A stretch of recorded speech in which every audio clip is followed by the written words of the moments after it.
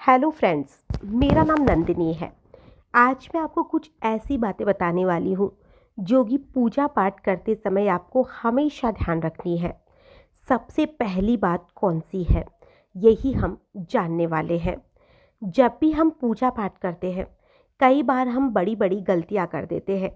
और अगर हिंदू धर्म की बात करें तो पूजा पाठ को इसमें बहुत ही ज़्यादा महत्व दिया जाता है और रोज़ भगवान की पूजा करने को बहुत ही शुभ माना जाता है। और कुछ लोग इसका पालन करते भी हैं और कुछ लोग इसका पालन नहीं भी करते हैं। और कई लोगों को शिकायत रहती है कि हम रोज़ पूजा करते हैं लेकिन फिर भी भगवान हमारी सुनते ही नहीं है। दिन रात भगवान के नाम को जपते हैं लेकिन भगवान फिर भी हमारी प्रार्थना को स्वीकार नहीं करते हैं।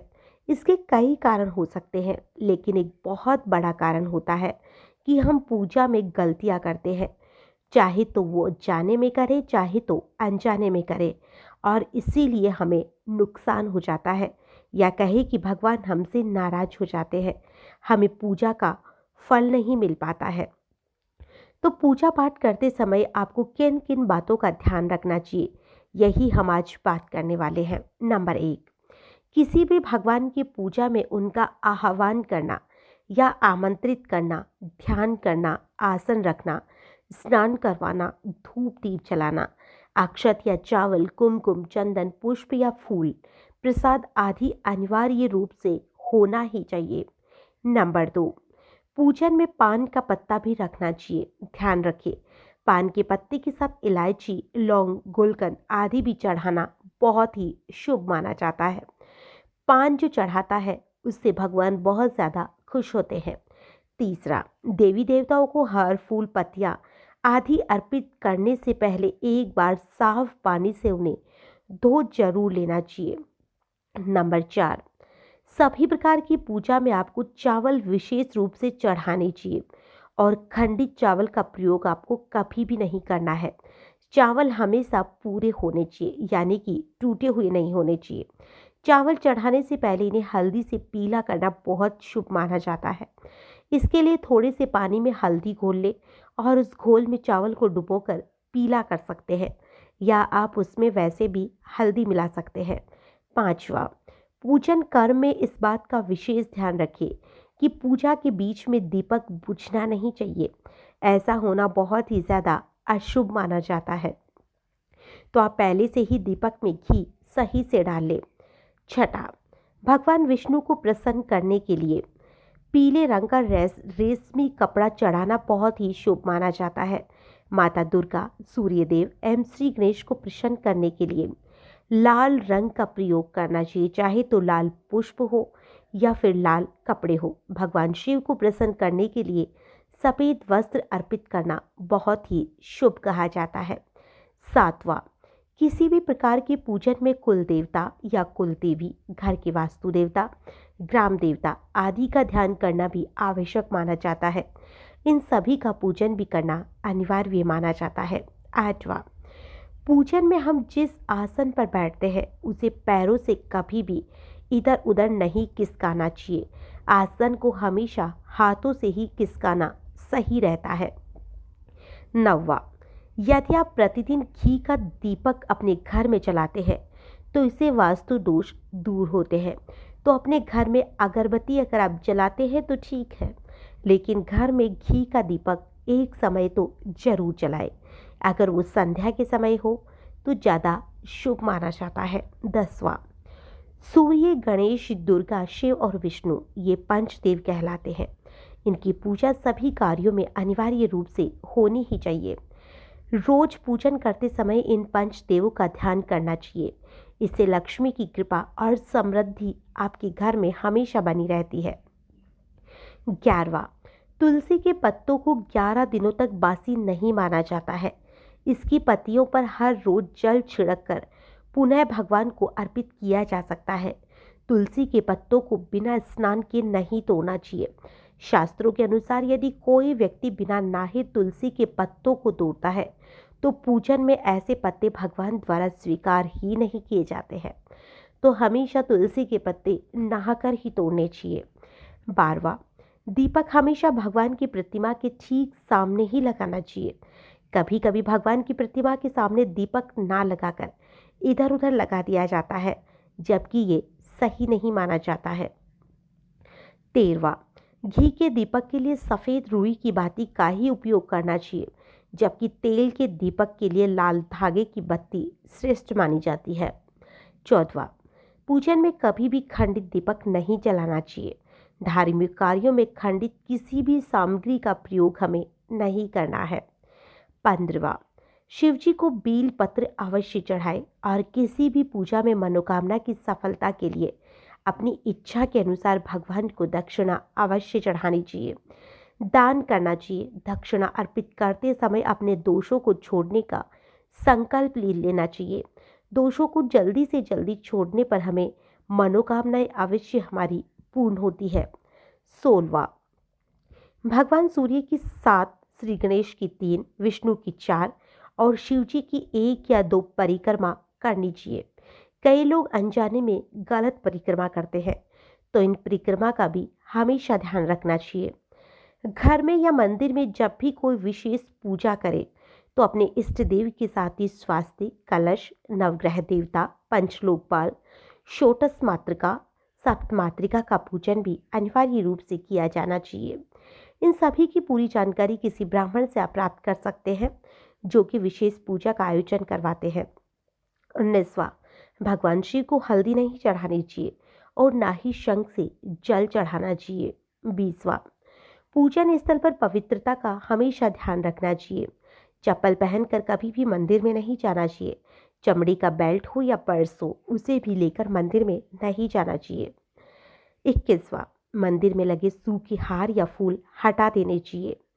22वां, हमेशा भगवान श्री गणेश की आराधना से पूजा प्रारंभ करनी चाहिए।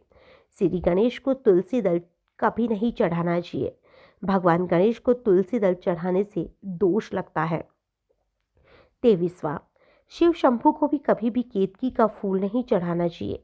पौराणिक कथाओं के अनुसार भगवान शिव ने केतकी को श्राप दिया था, इसलिए भगवान शिव को ये फूल पसंद नहीं है, वरना भक्तों के काम होते होते भी बिगड़ सकते हैं। 24वां, भगवान की प्रतिमा को स्नान करवाते वक्त सिर्फ उंगलियों का प्रयोग करें।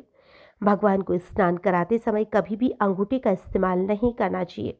ऐसा करने से भगवान अप्रसन्न होते हैं और घर में विपत्ति आ जाती है। 25वां, दीपक को कभी भी जमीन पर रखकर प्रज्वलित नहीं करना चाहिए।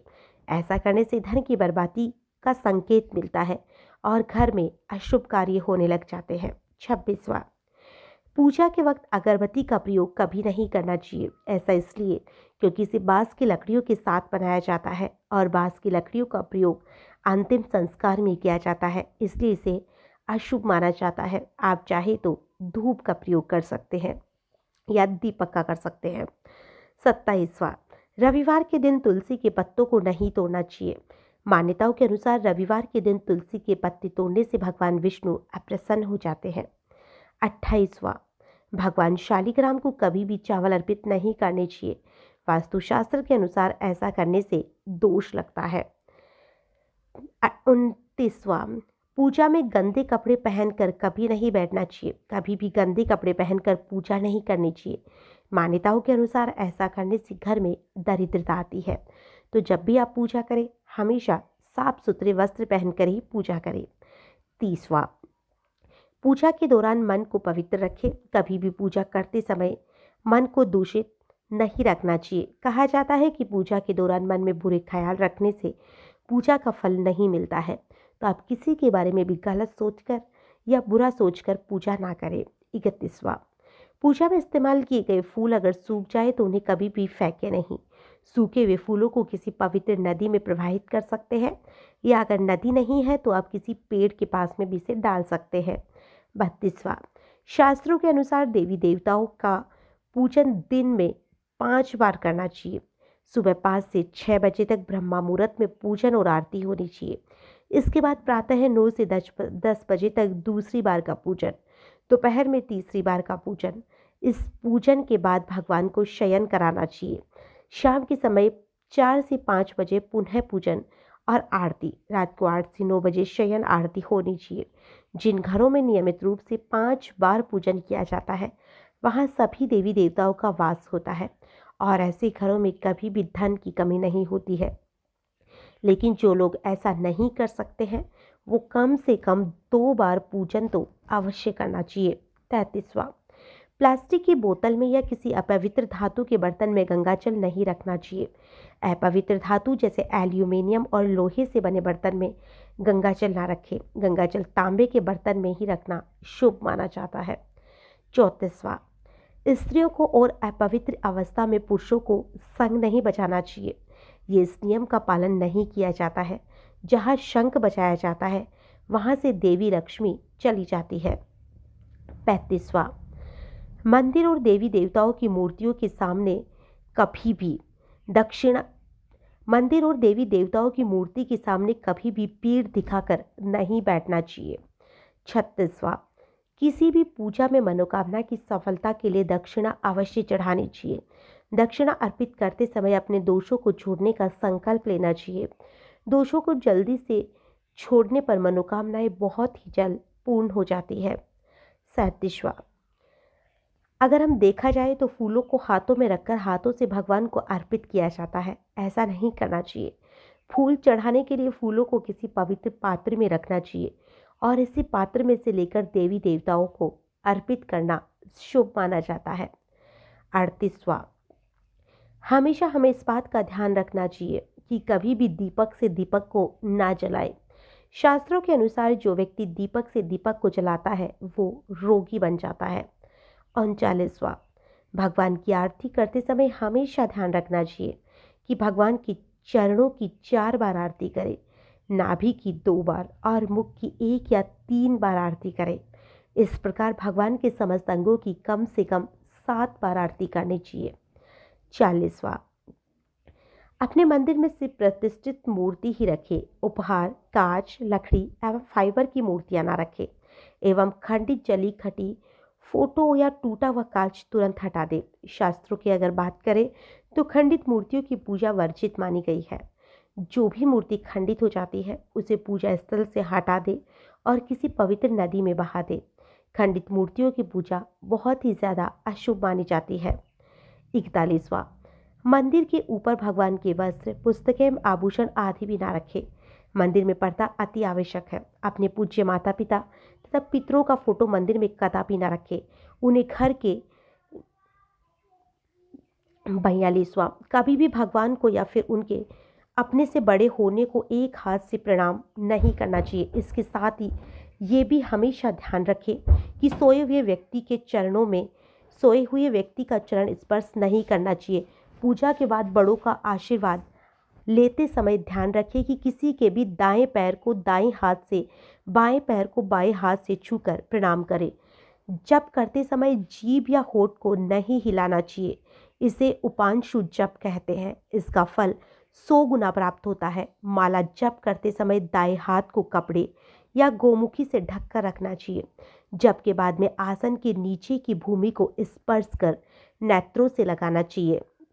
44वां, अगर हम शास्त्रों की बात करें तो कहा जाता है कि हमेशा पूजा में ध्यान लगाकर ही करना चाहिए और घर में जब भी आप पूजा करें तो इसका स्थान ईशान कोण में होना चाहिए। उत्तर दिशा और पूरब दिशा के बीच का भाग ईशान कोण होता है। ईशान कोण को शुभ कार्यों के लिए सबसे उत्तम माना जाता है, इसलिए हमेशा इस चीज का ध्यान रखें। 45वां, पूजा स्थल में गणेश जी की स्थापना अवश्य करें। इसके लिए एक सुपारी पर लाल धागे यानी कि मोली को लपेट ले और कुमकुम से तिलक कर एक कटोरी में थोड़े चावल रखकर स्थापित कर दे। तो ये बहुत ही ज़रूरी बातें थी। आप इन चीज़ों का हमेशा ध्यान रखें जिससे कि आपको पूजा का जो फल है वो जरूर मिले।